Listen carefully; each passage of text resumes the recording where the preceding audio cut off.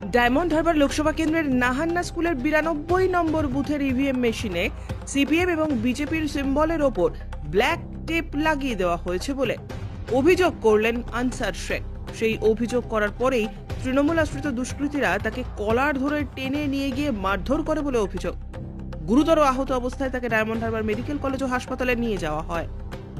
দেখছি কালো টেপ মারা। আমি প্রেসিডেন্ট অফিসারকে বলছি কালো টেপ দুদিকে এভিএম মেশিনের ওপর কাস্তা হাতুড়ির ওপর। তা আমি বলছি যে কাস্তা হাতুড়ির ওপর সিম্পলের ওপর যে কালো টেপ মারা আছে তা কী চিহ্ন মানুষ ভোট দেবে?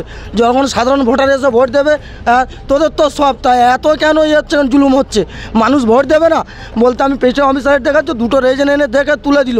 আমি ভোট দিয়ে বাইরে বেরিয়েছি, আমাকে বলছে বেশি কথা বলিনি মেরে ধোঁতো করে দেবো। বলার সঙ্গে সঙ্গে আমাকে সব মারধর করতে আরম্ভ করে দিয়েছে। ওই তৃণমূলের হারবার বাহিনী সদস্য আছে, তার নাম রাজু এখন, তারপর ভল্টু এখন, তারপরে আছে ভুলু এখন। বলছি শুধু কি সিপিএম এর চিহ্নের উপরে কালো টেপ মারা আছে না বিজেপির অবধিও মারা ছিল কালো টেপ। এই বুথ নম্বরটা দে তো। কোন স্কুল? না স্কুল। কত নম্বর বুথ আছে?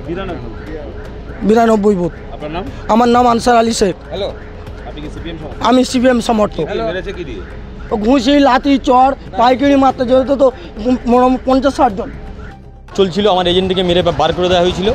তো সাধারণ মানুষ আমাদের কর্মী সমর্থক যারা ভোট দিতে যাচ্ছে গিয়ে দেখছে যে ব্যালট বক্সের উপরে কালো টেপ মারা আছে। এই অভিযোগ আমি গোটা লোকসভা কেন্দ্রে বিভিন্ন জায়গা থেকে পাচ্ছি।